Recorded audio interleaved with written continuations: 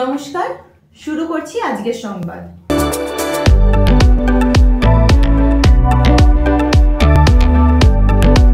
All Bengal marriage officers অর্গানাইজেশনের সাধারণ সভা অনুষ্ঠিত হলো বর্ধমান ভবনে। মূলত পূর্ব ও পশ্চিম বর্ধমানের প্রতিনিধিদের নিয়ে এই সভা অনুষ্ঠিত হয়। সভায় অন্যান্য জেলা থেকেও প্রতিনিধিরা উপস্থিত হয়েছিলেন বলে জানা গেছে। এই সংগঠনকে এগিয়ে নিয়ে যাওয়া, বিভিন্ন জেলায় সংগঠনের কার্যক্রমের আরো বিস্তার ঘটানো ইত্যাদি বিষয় নিয়ে আলোচনা হয়। আমাদের যারা জেলার নেতৃত্ব আছে বা স্টেট থেকে এসেছে তাদেরকে একটা ছোট্ট সম্বর্ধনার ব্যবস্থা করা হয়েছে, যেটা আমরা প্রথমে করিনি, ওনাদের জন্য অপেক্ষা করছিলাম।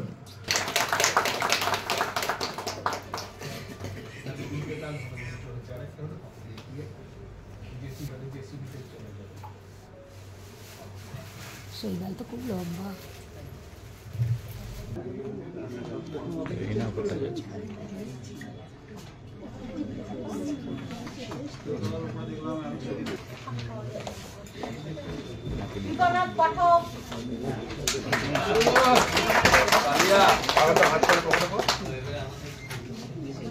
এদিনের সভায় প্রতিনিধিদের উপস্থিতির হার কম হওয়ায় নেতৃত্বরা ক্ষোভ প্রকাশ করেন। নেতৃত্বের বক্তব্যে হাওড়া জেলায় সংগঠনের দুর্বলতার কথা উঠে আসে। পূর্ব বর্ধমান ও পশ্চিম বর্ধমান দুই জেলা মিলে এই যে আজকে সম্মেলনটা অনুষ্ঠিত হচ্ছে, যদিও উপস্থিতির হার আমার তো সন্তোষজনক মনে হচ্ছে না। আরেকটু উপস্থিতির হার ভালো হলে আমরা নিজেকে সন্তোষজনক হার মনে হলে আমরা মনে করতাম আমরা নিজেদের মধ্যে ঐক্যবদ্ধ রয়েছি।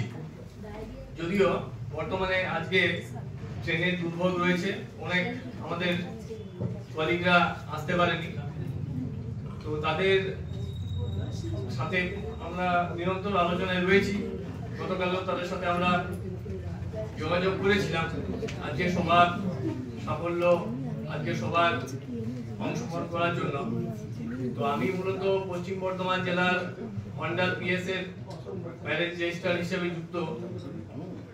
তো বর্তমানে আমাদের সবার শুরুতে আমাদের রাজ্য সম্পাদক মহাশয় যে বিষয়টা উত্থাপন করেছেন যে আজকে সবার সাংগঠনিক বিভিন্ন আলোচনার মূল কেন্দ্রে যে থানার জুরিসডিকশন ভাগ নিয়ে যে বর্তমানে সমস্যা একটা সময় দেখা দিয়েছিল, বর্তমানে যদিও সমস্যা সুপ্ত অবস্থায় রয়েছে, তবে আগামী দিনে সেটা যে আরো প্রকোপ, ভয়াবহ প্রকোপ ধরবে না সেই নিশ্চয়তা আমরা কেউ দিচ্ছি না।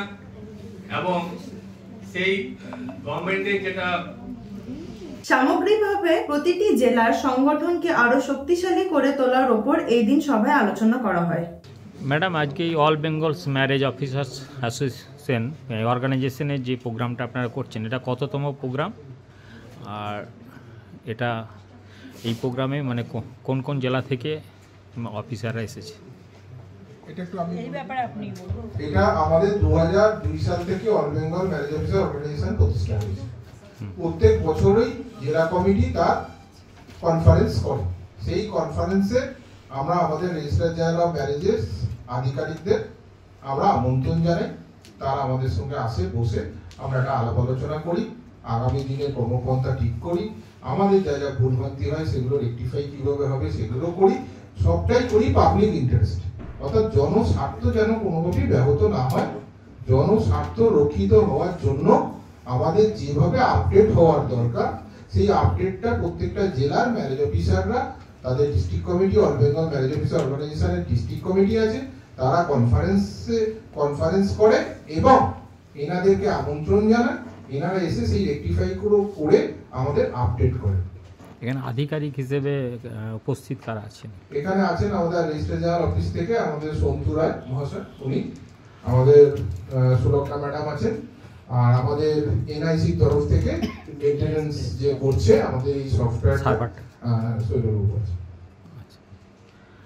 আর এমনি জনসাধারণের জন্য আগামী দিনে ম্যারেজ রেজিস্ট্রি কিভাবে হবে তার কোনো প্রসিডিউর কিছু প্রসেস কিছু এই তুলে ধরেন? জনস্বার্থে সুবিধার্থে তো আমাদের বিভিন্ন রকম কাজ চলছেই। এই যে অনলাইন রেজিস্ট্রেশনটা শুরু হয়েছে সেটাই প্রথমত জনস্বার্থে হয়েছে। আগে যেটা করতে হতো ম্যারেজ অফিসারের অফিসে গিয়ে বা সম্পূর্ণভাবে ফিজিক্যালি প্রেজেন্ট থেকে তাদের যোগাযোগ করতে হতো, এখন সেটা করতে হচ্ছে না। এখন পার্টি কিন্তু নিজেই নিজের বিয়ের জন্য নোটিশ বা অ্যাপ্লিকেশনটা করে দিতে পারছে, অনলাইনে করতে পারছে। সেকেন্ড হচ্ছে আমাদের এই পোর্টালের মাধ্যমে সার্টিফাইড কপি তোলার জন্য, সার্চিংয়ের জন্য, ভেরিফিকেশনের জন্য সমস্ত রকম অ্যাপ্লিকেশন কিন্তু অনলাইনেই হয়ে যাচ্ছে। ওই মানে মেন অফিসে গিয়ে পাবলিককে কিছু করতে হচ্ছে। এখন তো অনেক ম্যারেজ তো অনেকেই করে, কিন্তু রেজিস্ট্রি ব্যাপারটা খুব কম সংখ্যকই করে। তো যাতে ম্যারেজ রেজিস্ট্রি ব্যাপারটা আরও বেশি করে মানুষ উদ্বুদ্ধ হয়, সেই ব্যাপারে কি কিছু বলবেন? সংখ্যক করে এটা, এই ব্যাপারে আমি সহমত পোষণ করছি না। কারণ প্রত্যেক বছর 2,20,000 ম্যারেজ রেজিস্ট্রেশন হয় ইন ওয়েস্ট বেঙ্গল। তো এটা সংখ্যাটা খুব কম নয়। তবে আপনি যদি বলেন যে হ্যাঁ 100% কি আমরা কভার আপ করতে পেরেছি, সেটা বলবো যে না।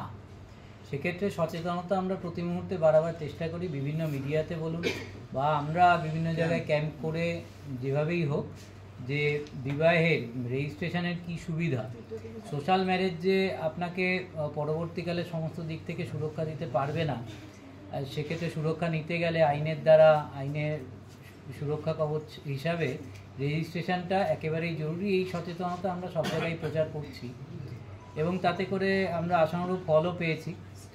আশা করছি আগামী কয়েক বছরের মধ্যে এটাকে মানে দাবি করতে পারবো আমরা যে 100% ক্ষেত্রে ম্যারেজ রেজিস্ট্রেশন হচ্ছে, সেটা ব্যাপার।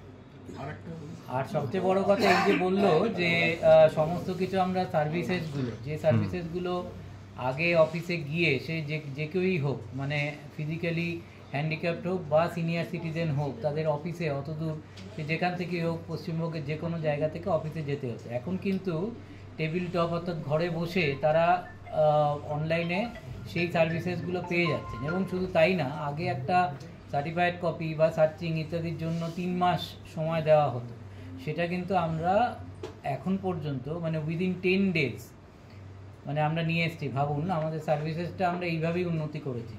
উইদিন 10 days মধ্যে কিন্তু এখন সমস্ত সার্ভিসেসগুলো আমরা প্রোভাইড করে দিচ্ছি এবং আগামী দিনে এটা উইদিন 3 days আমরা এই সার্ভিসটা প্রোভাইড করছি।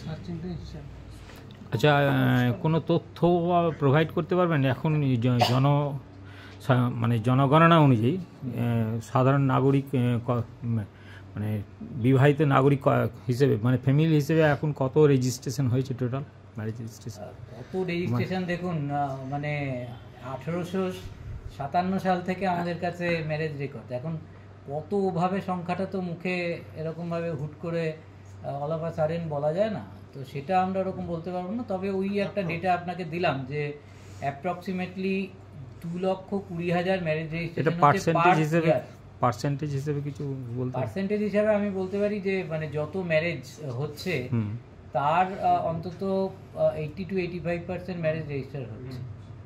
এটা আপনি বললেন যেটা হচ্ছে তার, কিন্তু পূর্বে মানে তো এখনো অনেক মানুষ আছে যারা এখনো 70, 80, 90 সালে যে পরিমাণ হতো, দেখা যাচ্ছে যে সেই সময় 20% ম্যারেজ রেজিস্টার হতো, আর এখন সেটা মানে অলমোস্ট 80 to 90% ম্যারেজ রেজিস্টার হচ্ছে। তো এইটা একটা মানে বিগ লিপ আমাদের ক্ষেত্রে। আমাদের এটা বলো, আমাদের এই যে ম্যারেজ পোর্টাল, এটা অল ওভার ইন্ডিয়া এই প্রথম যে একটা স্টেট গভর্নমেন্ট এরকম ম্যারেজের উপর এরকম একটা পোর্টাল বানিয়েছে। এবং এই যে প্রজেক্ট, ম্যারেজ প্রজেক্ট, বিভিন্ন প্রজেক্ট আছে, বিভিন্ন স্টেট বিভিন্ন প্রজেক্ট করেছে। এর উপর দিল্লিতে একটা কম্পিটিশন হয়েছে, স্কচ অ্যাওয়ার্ড, ন্যাশনাল একটা কম্পিটিশন হয়েছে স্কচ থেকে। তো সেই মানে সেইখানে আমরা যে ধরনের সার্ভিস প্রোভাইড করি এবং যেরকম স্বচ্ছতার সঙ্গে এবং যেরকম কম সময়ের মধ্যে, তো সেই হিসাবে আমরা অল ওভার ইন্ডিয়ায় আমাদের এই ম্যারেজ পোর্টালটা যে সার্ভিসেসগুলো দিচ্ছে সেই সমস্ত নিয়ে আমরা সেকেন্ড পজিশন মানে করেছি। তো এবং রিসেন্টলি আমরা সেই অ্যাওয়ার্ডও পেয়েছি দিল্লি থেকে, যেটা দেওয়া হয়েছে স্কচ অ্যাওয়ার্ড। এটা একটা আমাদের ক্ষেত্রে কি বলবো, এটা একটা আমাদের ক্ষেত্রে মানে বুস্টার হিসেবেই কাজ করবে, মানে আমাদেরকে আরো। পশ্চিম বর্ধমানে সকলে একত্রিতভাবে কাজ করি, এইভাবে একে অপরের সঙ্গে আমরা সহযোগিতা রেখে কাজ করি। কেউ কোনো বিপদে পড়লে হয়তো আমাকে ফোন করলো, আমি যতটা পারি তাকে সাহায্য করার চেষ্টা করি। আগামী দিনে আমরা এইভাবেই কাজ করে যাব। আমরা একটা পরিবার, এই পরিবারে কেউ কারোর ক্ষতি রাখবো না, কেউ কারোর ক্ষতি করবো না, এইরকম মনস্থির নিয়ে আমাদেরকে কাজ করতে হবে।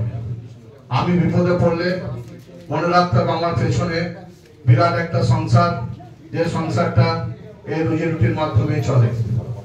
এটা আমাদেরকে সবসময় মাথায় রাখতে হবে যে আমরা যে কাজ করছি, আমরা একটা গভর্নমেন্ট এমপ্লয়ি এবং আমরা একটা বিরাট ডেজিগনেশন হোল্ড করি। এই ডেজিগনেশন আমরা যে কিভাবে পেয়েছি বা আমাদের যে কি সম্মান, সেটা আমরাই একমাত্র বুঝতে পারি।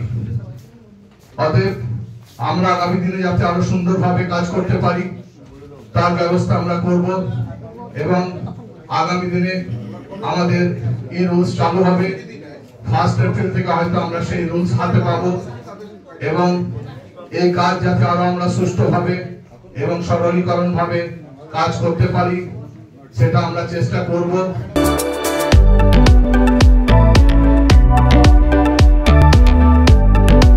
আগামী 2রা মার্চ শান্তিনিকেতন মেডিকেল কলেজ ও হাসপাতালে অনুষ্ঠিত হতে চলেছে 16তম আন্তর্জাতিক বিজ্ঞান সম্মেলন। এই সম্মেলনে ভারত, মার্কিন যুক্তরাষ্ট্র, জাপান, নেপাল, থাইল্যান্ড, শ্রীলঙ্কা সহ বিশ্বের বিভিন্ন দেশ থেকে প্রায় 100 জন বিশিষ্ট বিজ্ঞানী অংশগ্রহণ করবেন। বিশিষ্ট শিক্ষাবিদ প্রফেসর কর্নেল ডক্টর রঞ্জিত সেন, প্রতিষ্ঠিত বিশ্ববিখ্যাত বিজ্ঞান সংগঠন ওয়ার্ল্ড সায়েন্স কংগ্রেস এই সম্মেলনের আয়োজন করেছে। আয়োজকদের পক্ষ থেকে জানা গেছে, ওয়ার্ল্ড সায়েন্স কংগ্রেস হলো একটি সরকারি স্বীকৃত সামাজিক সেবামূলক বিজ্ঞান সংগঠন, যা বিগত 40 বছর ধরে বিজ্ঞান চর্চা, সমাজসেবা, সততা এবং বিশ্বাসযোগ্যতার মাধ্যমে একটি শক্তিশালী ভিত্তি গড়ে তুলেছে।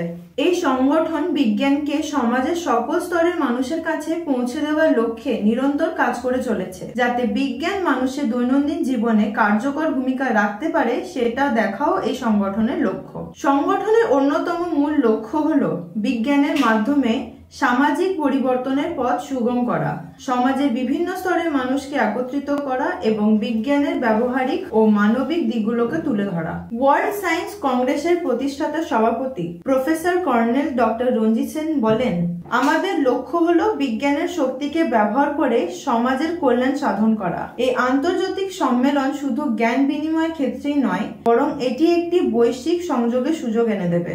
মার্চ মাসে 1 তারিখ থেকে 3 তারিখ পর্যন্ত স্বাস্থ্য কর্মশালার আয়োজন করা হয়েছে বোলপুরে শান্তিনিকেতন মেডিকেল কলেজ এবং হসপিটালে।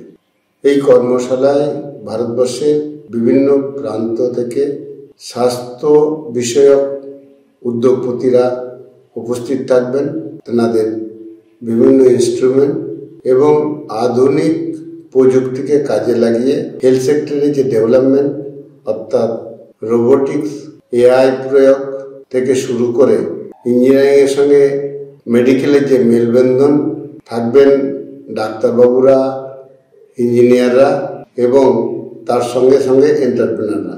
এই সমন্বয়ে এই সম্বন্ধে বিভিন্ন আলাপ আলোচনা করা, এর ফলে যেনারা হসপিটাল এবং নার্সিংহোম পরিচালনা করেন তেনারা যেমন সুলভে এবং কিভাবে আরও ডেভেলপমেন্ট করা যায় হসপিটাল বা নার্সিংহোমকে সেই উপযোগী মাল ক্রয়ের তেনাদের যেমন সুযোগ হবে, ডাক্তারবাবু, নার্স এবং প্যারামেডিক্যালদের স্কিল থেকে মাল্টি স্কিল হওয়ার একটা সুযোগ থাকছে। আমার বিভিন্ন স্টুডেন্ট, টিচার এবং প্লেসমেন্ট সেল তেনারা সুযোগ পাবেন হেলথ সেক্টরে নিজেদের কি করে কর্মী করে এই সেক্টরের মধ্যেই তারা কর্মসংস্থা কি করে পাওয়া যাবে এই সম্বন্ধে একটা সম্যক ধ্যান ধারণা এবং কোম্পানিরা এই জায়গা থেকে তেনাদের বা তাদের প্লেসমেন্টের ব্যবস্থা করবে। গ্রামীণ যে সমস্ত ডাক্তারবাবুরা আছেন তেনারাও এখানে অংশগ্রহণ করবেন।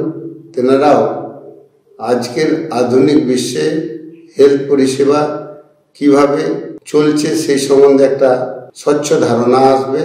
আমি আশা রাখছি এই ওয়ার্কশপের ফলে আমরা আমাদের ওয়েস্ট বেঙ্গলের 2500 যে নার্সিংহোম এবং হসপিটাল আছে, প্রত্যেক কর্মকর্তা এবং প্রত্যেক হসপিটালের বিভিন্ন ডাক্তারবাবু, নার্স, প্যারামেডিক্যাল স্টাফ এবং আমার ছাত্রছাত্রী এবং টিচারদের একযোগে সমন্বয়ের ফলে আমরা যেমন প্রতিটি স্টেটের হেলথ সেক্টরকে ডেভেলপমেন্ট করতে পারবো, তেমনি এই এলাকার মানুষজন আরও সুন্দরভাবে হেলথ পরিষেবা পাবে।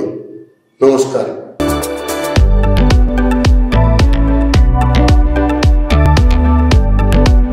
আজকের সংবাদ এই পর্যন্তই। নমস্কার।